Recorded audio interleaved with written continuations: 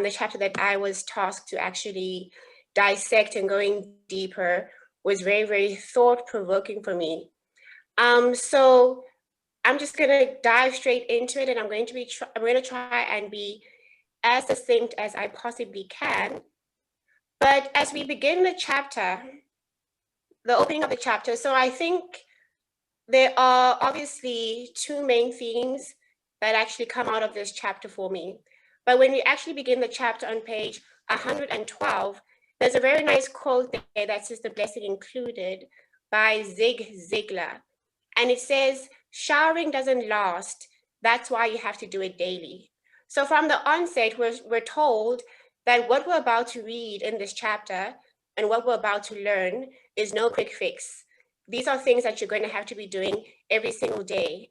As Sister Blessing said earlier, even when you want to lose weight, it's not just a two-week thing.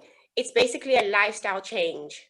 So everything that we're learning in this book overall is something that you have to do every single day as part of your everyday routine, as a lifestyle. So from reading the chapter, there were two scriptures that actually came to my spirit, came to my mind, which I think really encapsulate the main themes of this chapter. So the first one is in Proverbs 23:7. These are not listed in the book, but this is what, it came to mind when I was actually reading this chapter. And Proverbs 23:7 says, basically it says, for as a man thinketh, so is he. So we are told that your thinking and your mindset actually determines who you are as a person overall. And the second verse that actually came to mind was in Romans 12:2. And it says, "Do not conform to the patterns of this world, but be transformed by the renewing of your mind, so that you will be able to test and approve that God's will is his good, pleasing, and perfect will." So what we see from these two verses, which is actually brought out in this chapter, is number one, this is an inside-out approach. It's an inside-out process.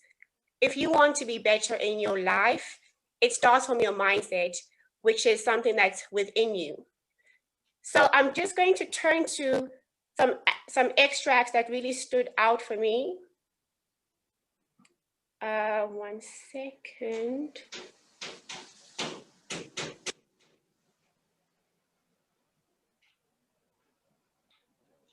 Okay, so on page 117, it says this: "For there to be a difference between your past and your future, you need to do something different from what you have always done. Therefore, decide now to live with the mentality that you are much more." And that again ties into the scriptures that I have just read. So my first question to you, Sister Blessing, is this. I just want to turn to the questions that I wrote down. So the themes that we see in this book, like I've mentioned, is you really have to renew your mind. It's an inside-out approach. And what I really also love about this chapter is that it speaks to a struggle that many of us go through. I think it also highlights an important conversation around mental health as well, because what we see is that for many of us, there's this inner conflict. As you said, for you as a child, it came out, or it started with a phobia of teddy bears. We all have our own phobias. We all have dreams that we wish to accomplish, but as Sister Viola was saying, fear comes in and starves and chokes these dreams that we have. So every day we are being tossed back and forth in our minds with this battle. Now, for somebody who actually wants to say, you know what, I've read this book and I want to implement it into my life every single day, can you give us some practical examples? I have some ideas of my own, and you have alluded to some of them from what you've been saying. But can we just talk about some practical examples or steps to implement the principles enunciated in this chapter? For somebody who's saying, you know what, I struggle with my thoughts.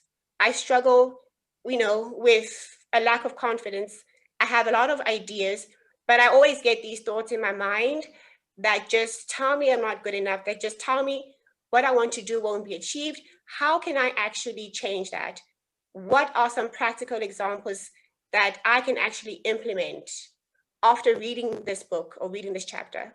Okay, thank you so much, Sister Sithabile, for that question.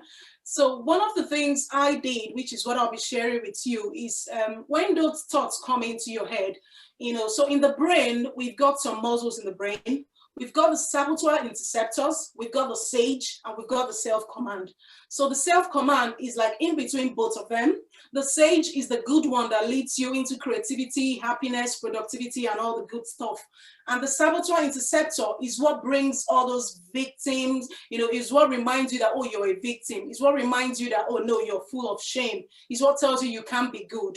So it's for you to immediately, switch your brain, activate your self-command immediately and switch from the saboteur that is trying to sabotage your mind into the sage muscle. And how can you do that? It's for you to immediately stop that negative thinking. So when you want to do something, for example, you want to go back to school to do your master's or something, and that negative thoughts comes and say, you can't do that, you're not able to do this.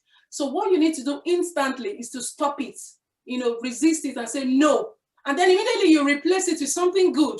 Replace that negative thought. If it says you cannot achieve this, you say, no, I can achieve this. And it will be good if you speak it out with your mouth. Don't just murmur it in your mind. Say it out with your mind, with your mouth, sorry. So speak it out so that your ears can hear you.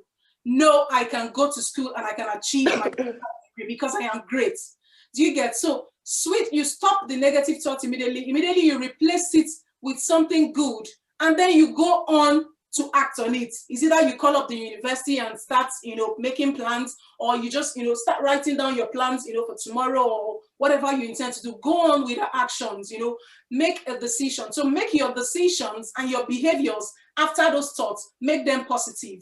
Okay, so after speaking out, make sure you act on what you've spoken out. You start acting, take deliberate efforts, make steps, to make sure you achieve that thing that you have spoken that you want to achieve. So you stop it, you switch it to something positive in your mind by speaking it out for your ears to hear you, and then you go on to act, regardless of those self-doubts or those doubts or those negative thoughts or whatever limiting belief that keeps reoccurring in your ears, in your head, sorry. So that's how I was able to overcome this. And it's something you do on a daily basis. You don't just say it today and you don't do it tomorrow. For you to really overcome, you need to be intentional. So you need to carry on practicing it until you get to that point where it cannot even tell you anything. That negative thought is not even coming anymore. And even if it comes after a month or two, you tell it back that you are not you anymore.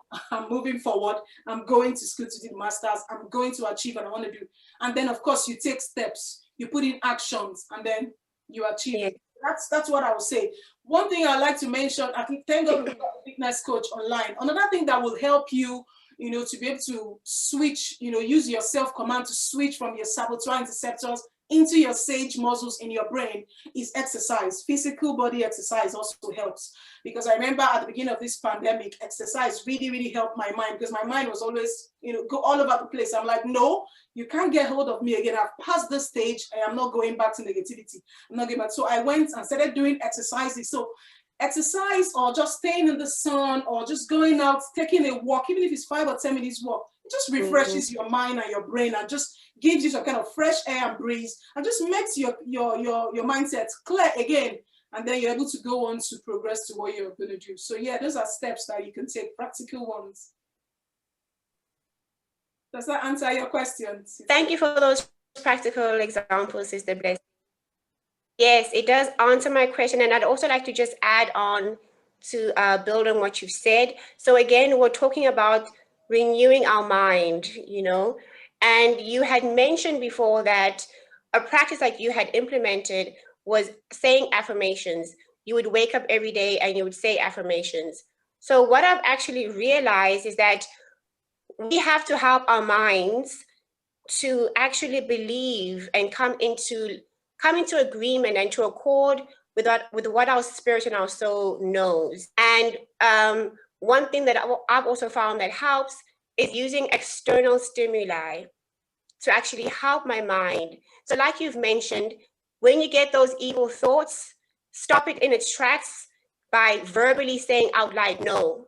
And what you can also do is to say a scripture that counteracts that. So if you get a thought of fear, you say, I have not been given a spirit of fear, but of love, power, and a sound mind. And you also mentioned affirmations. So on page 113, you listed here a couple of affirmations that I think would be useful for one to say every day. I'm just going to read over them. And you said, I had to change my thoughts, and my words became, I know who I am. I am competent enough to get a yes. I am relevant. I will influence others positively. I am needed in this world to change mindsets, and I will make an epic impact globally. So these are the things that you can actually implement in your everyday life. And again, this is a choice. This is a long-term lifestyle change that we have to implement.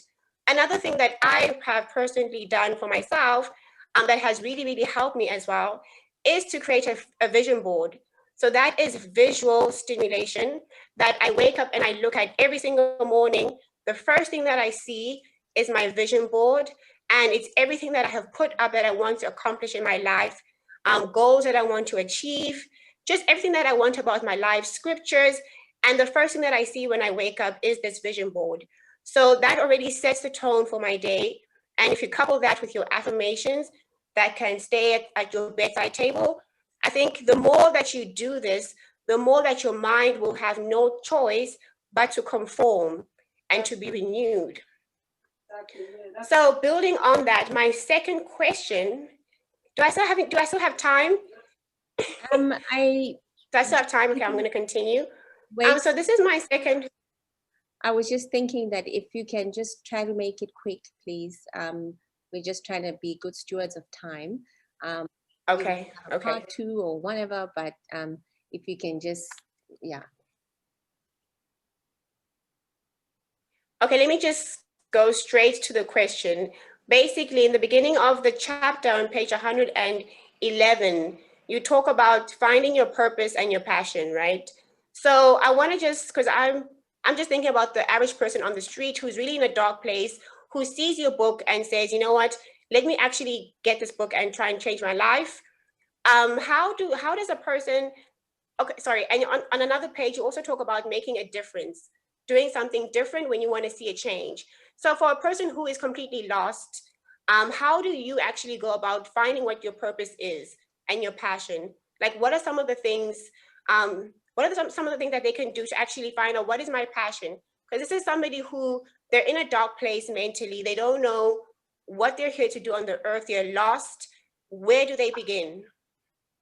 Okay, thank you for the question. I'll say if that person is like an unbeliever, if it's someone that is an unbeliever that doesn't know God, or doesn't know the Bible, or doesn't know how to read the Bible, or even pray and ask God to show them their own purpose or their own whatever that they were meant to do, I will say what they need to do. Because if you give them the whole book from the beginning, I think you've only read the 5th chapter from the beginning, it gives you more clarity on how to discover yourself, on how to seek the face of God and how to pray. So if it's an unbeliever, you still need self-belief in yourself. Even if you don't know God, if you read the book from the beginning, it gives you courage, it gives you this confidence. So it just propels your belief. It takes away every self-doubt in you and replaces it with confidence and courage, and helps you to thrive in whatever you want to do. And then even if you don't have a path yet, or you don't have a particular calling, another thing I would say is your passion. Passion is something you enjoy doing or comes freely to you, something that goes deep down in you, something that maybe you see and you're like, oh no, you need to resolve this, and you want to resolve it, or you want to help, or something you're really deeply involved, something that gets to you, that really comes to mind whenever you see or do. So those are the things I will advise that sort of person to tag along, to go towards that area, that angle, because most times as human beings, we've all got strengths and we've all got weaknesses. So those strengths will be those things that will be really attractive to you when you see them. It will be those skills that that comes easily to you. I would tell them to leverage their strengths, go on and use more of your strengths while you build on your weaknesses. So those things that you're not very good at, you know, you can take time to learn, you can take time to become better, maybe by switching your mindset or even going further to train yourself or to learn to become good at, you know, any other thing that, you know, constitutes your weaknesses. But the ones that you are good at, which I know every single person has had, every single person have that, something you're good at and something you're not good at, strengths and weaknesses. So build on your weakness, on your strengths, leverage them, and, you know, toe towards that line, toe towards that path. And then of course, believe that you can do it. And if you read it from the beginning, you know, the person will just immediately start believing in themselves. Even if they don't believe in themselves, they should start, you know, they'll just start using the affirmations that I've listed. And of course, you can add yours. Those affirmations were, you know, what was particular to me at that time. Everyone has got their own truths in which they believe in. So even if the person has only one truth in life, stand on that one truth. Even if it's that just one thing you believe that you are good at, just one thing. Keep professing that I am good at this, and then it's to be realized in their life, you know, at the end of the day. So for unbelievers, the book favors them, and for believers as well, it favors them even, you know, 1,000 more times, because of course they have God and they have the scriptures in the Bible that says that, you know, we've all been given sufficient grace. We only need faith to activate it. And faith, how do you get it? By hearing the word of God. So seek the Bible, seek God and pray, and then you get the faith to be able to activate all the grace that God has given to us. So it kind of favors unbelievers and then the believers as well. Thank you very much. One thing that Blessing says here is that we should be masters of our mouths so that we won't be slaves of our words. And I think this discussion has basically pointed out that we need to make our lives the slaves to our words, you know. And the other thing that I really, really like about this book is you can relate to it whether you are a Christian or not. You know, it's written in such a way that anybody, like these people, these proverbial people off the street, the man on the Clapham bus, you know, who would be able to pick up this book, you know, they would be able to hear the message. And one of the other things that Blessing has said in the book is that the way that you know what your purpose is, one of the clues is that it makes your eyes tear. It's something that when you think about it, your eyes just begin to well up. Whether it's the children that you see on TV who are asking for £2 a month. So, you know, it just makes your eyes well up. Then you know that I think I've got my finger on the pulse here. So the message for this segment is that we should not be masters of our mouths. We should be masters of our mouths. We should speak the right things that we want to see so that we won't be slaves to our words. Rather, our lives should be slaves to our words. So thank you so much, ladies, for that segment. We're going to move on very swiftly on, and I'm going to have to ask these next two ladies to, let's keep it to about 10-12 minutes each, please. Next, we're going to have Laura, who's going to discuss what she found to be profound about the book with Blessing. Over to you, Laura. Right, good afternoon. Yeah, I just want to really echo what they said. When I read the book, I mean, within the first day, I could not put it down, and I'm not much of a prolific reader, but this book was so inspiring. And the chapter that I was asked, chapter 2, was about shifting your mindset, and we've been discussing all about it so far. And I'm just going to read from page 34. It says, changing your mindset does not mean changing who you are and wanting to be someone else. It's about becoming a better version of you, improving your current self, developing and getting the best of yourself, and upgrading yourself to a better you. A renewed and transformed mindset brings about change even in your environment.